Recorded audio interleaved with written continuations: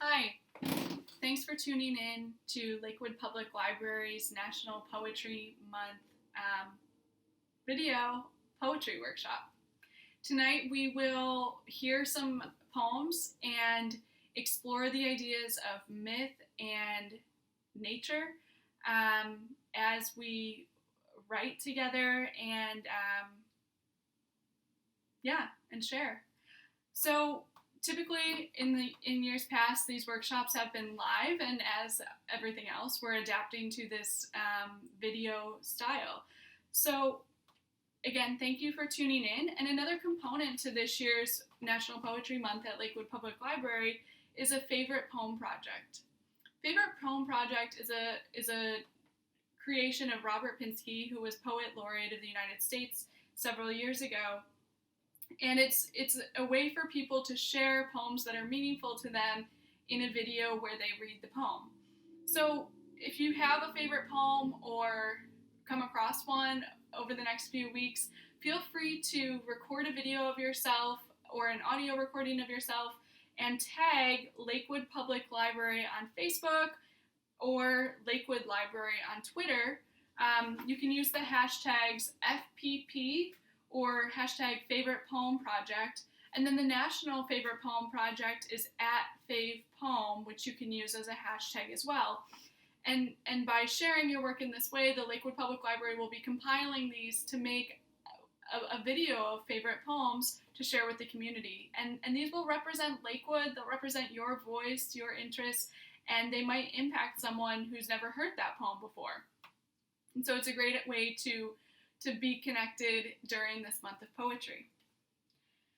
So tonight, normally in a live setting, we would go around the table and introduce ourselves. And while in this video, there's no one for me to introduce myself to necessarily, or for you to introduce yourself to, but I think it's good to think about what we use as information to tell our story to someone else who doesn't know us. So maybe that means the story of your name. If you have a story of your name and where it came from, it might mean what you do. It might have to do with the place that you're from.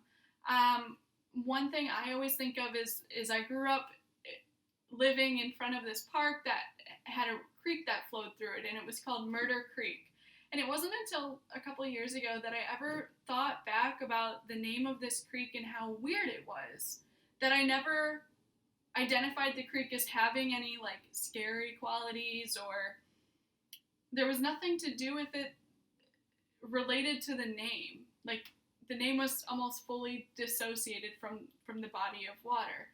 And I knew the story. I knew the myth of how this creek got its name, and it was kind of like a Romeo and Juliet tale from a reservation near our house. And now looking back, I wonder, which of those details did I fill in myself? What is the actual story?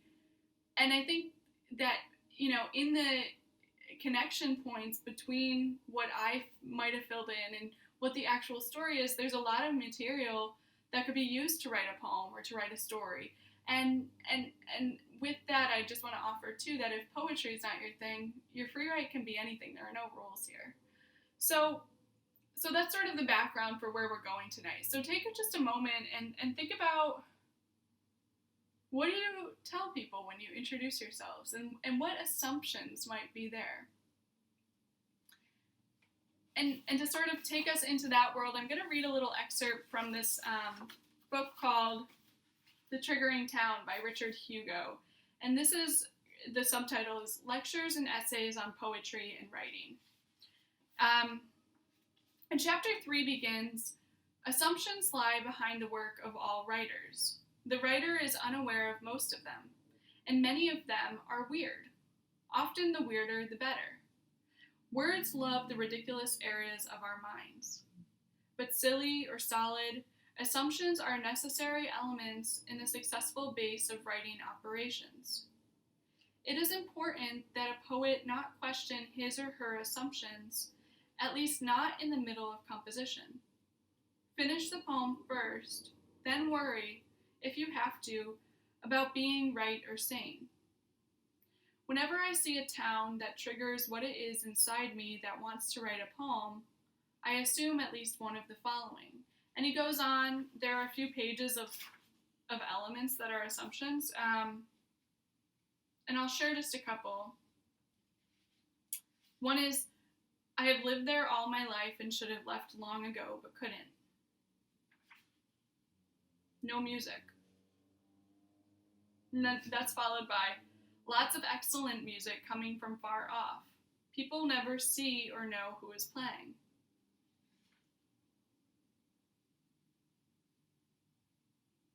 Until I found it, no outsider had ever seen it. It is not on any map. It is on a map, but no roads to it are shown. And one of the nice things about this list of assumptions is that they contradict each other. And like I said just a moment ago, there are no rules here. So in generating your own list of assumptions, you can create one and then the next can totally undo that. It'd be fun. So take just a few minutes and you could pause this video and just generate a list of assumptions. And then we'll come back together and I'll share a couple of mine to help you feel better about yours, and we'll keep going with this project.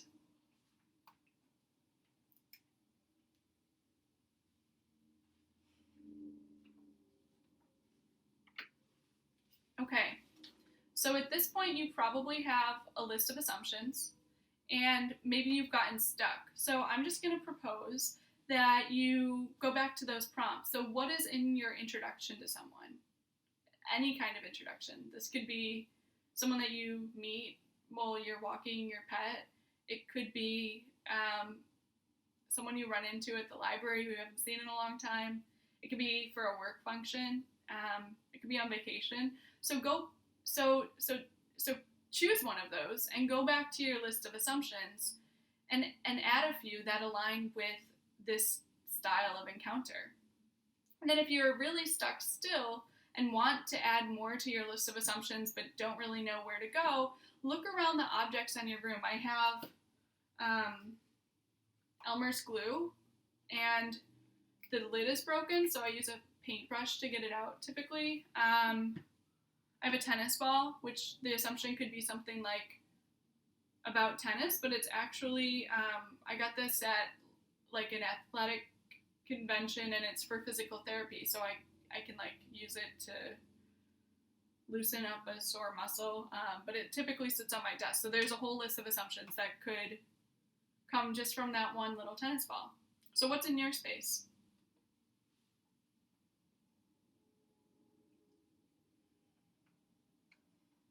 Okay, so you're probably ready now to move on, to start writing your poem or story, whatever it is. It is National Poetry Month though. So before going back to your list of assumptions, I'm going to read a poem by the local poet, Sarah Marcus. She is a Clevelander. She has offered a reading at Lakewood Library in the past, and one of her books is called They Were Bears. You can actually check it out from the library. I believe they have it on the shelves. This poem is called Mythology for Desert Lovers 2. These things are real. You are a desert moon rising 100 mornings away. My horses paw a cracked earth. The air threatening winter, the solitude of sand. We can smell the danger of you and her in that house, in every house. When you are so strongly connected to another person, what did you call it? Rare? It's like the sunset. No one can hold that kind of beauty for more than a moment.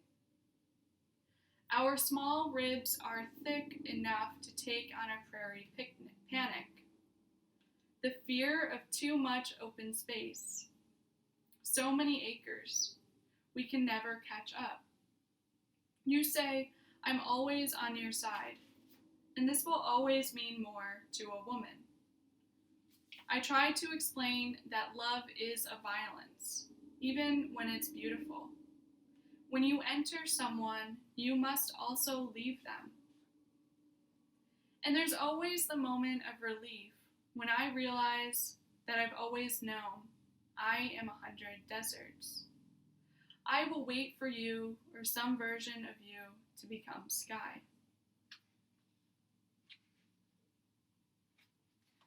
And this poem is great for what we're doing tonight because it offers that lens of mythology, and it also takes place in nature. There's a lot of nature imagery of the outdoors, and I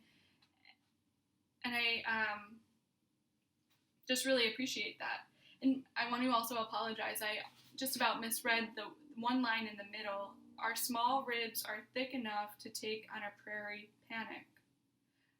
The fear of too much open space. I've read this poem a number of times, and I always mistake panic for picnic.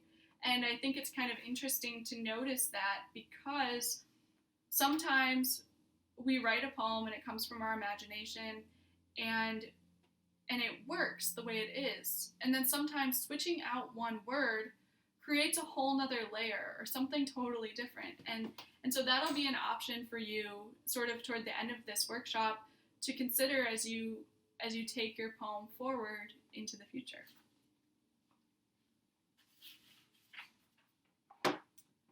So at this point, we're going to go back to our list of assumptions, and you can take as much time as you'd like, but I have two challenges from Sarah Marcus's poem for you. One is to use the phrase, I realize what I've always known, and to generate an assumption or a whole list of assumptions using that phrase as the starting point. And so a couple ways you could take that. One way would be, I realize what I've always known is blah, blah, blah, blah, blah, and then start another sentence. I realize what I've always known is blah, blah, blah, blah, blah.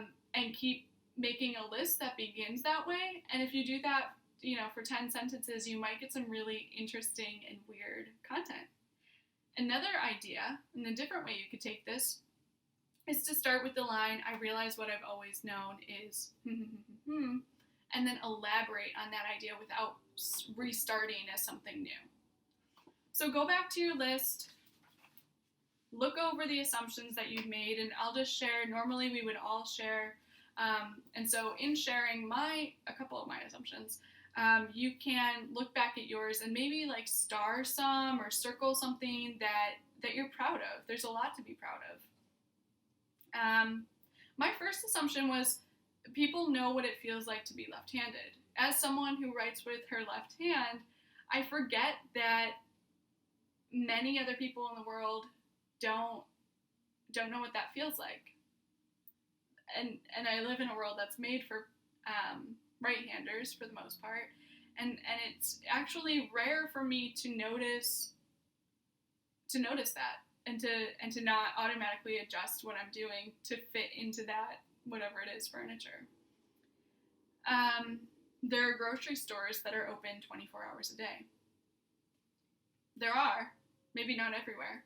There's one here on 117th Street, but so go back to your list of assumptions, and you can pull out in some way, whether by circling or starring, assumptions that you found useful. And then start writing again with the phrase, I realize what I've always known. And then, if you'd like to even add on from that, try to fit the word prairie into your poem somewhere. And maybe right now what you have is a list, which I'd like to challenge, a list can be a poem, but maybe you want to do more to shape it so that it looks like what you've decided a poem looks like.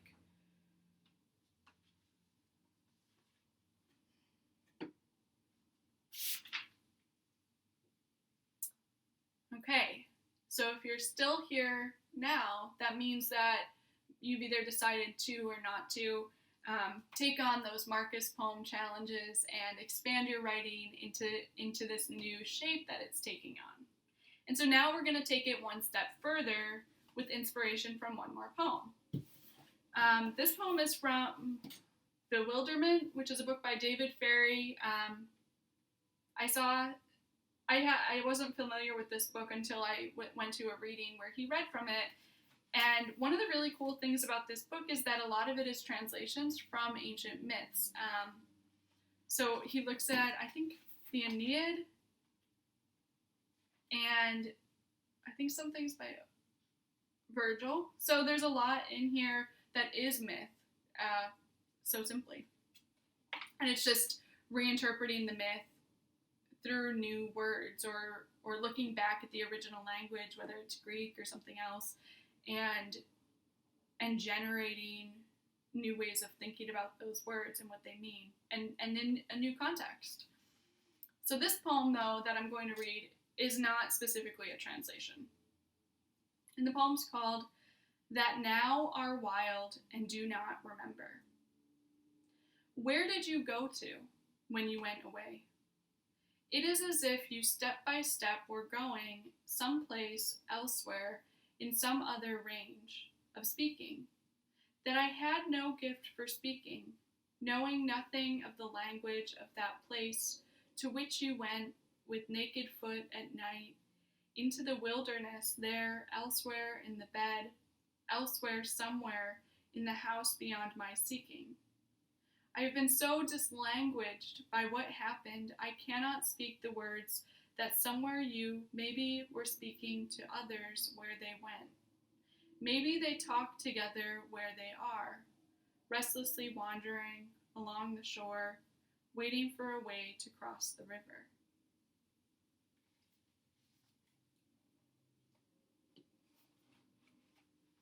And so in this poem, maybe the author wouldn't call it myth-making, but I would.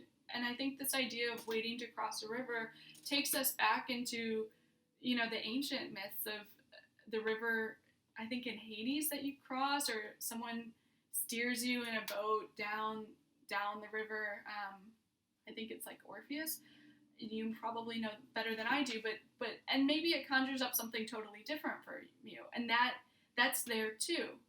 So as we go back to our free write and building upon that, think about the phrase someplace elsewhere, and maybe you even want to break up those words so that it's like somewhere else place. I don't know, that's weird. So see if you can fit in someplace elsewhere, or this idea, or something that stood out to you in the poem, in your free write. So take a few minutes to craft it in that way, and then we'll all come back together again.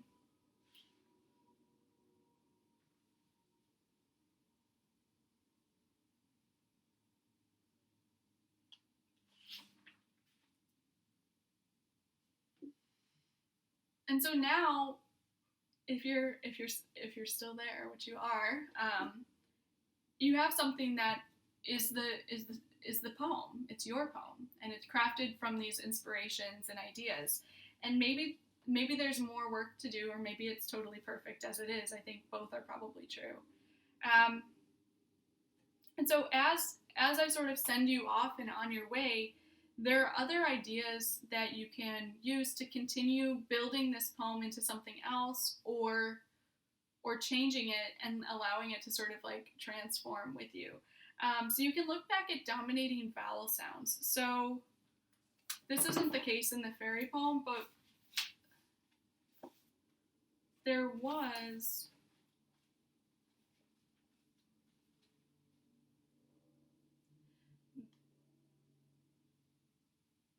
repetition of the word maybe, wandering, waiting, maybe. We have the same vowel sound there. So looking back at what you've written, are there a lot of like A sounds, E sounds, I, O, U? And if so, can you do more to make it more pronounced? Or can you flip those words and go to a different direction? So maybe you have a lot of A, maybe, waiting, pages. So what would it sound like if you used like a soft I sound instead? Instead, indeed, wish. Want versus wish. There's a change in vowel sound. So that's one idea. And then also think about the tense of the poem. Does it take place in the past, present, future? And what happens if you change the tense from the past into the future? So instead of I was waiting for you, I will be waiting for you. What happens when you do that? How does the meaning change? So maybe do those things, maybe not. And great work writing today. I think hopefully there's something for you to take away from this exercise. And if you think about it, it's pretty simple. We looked at a couple of poems that had an overarching idea that we could draw upon and generalize in order to free write and generate material. And then you took that material and used inspiration from those poems to make it a little weirder. And it included part of your story. So, I don't know. Maybe you want to do that every day this month, maybe not. But I thank you for taking the time to do that today. And so if you'd like to share a favorite poem, we're sort of switching gears from your writing of poetry to your reading of poetry.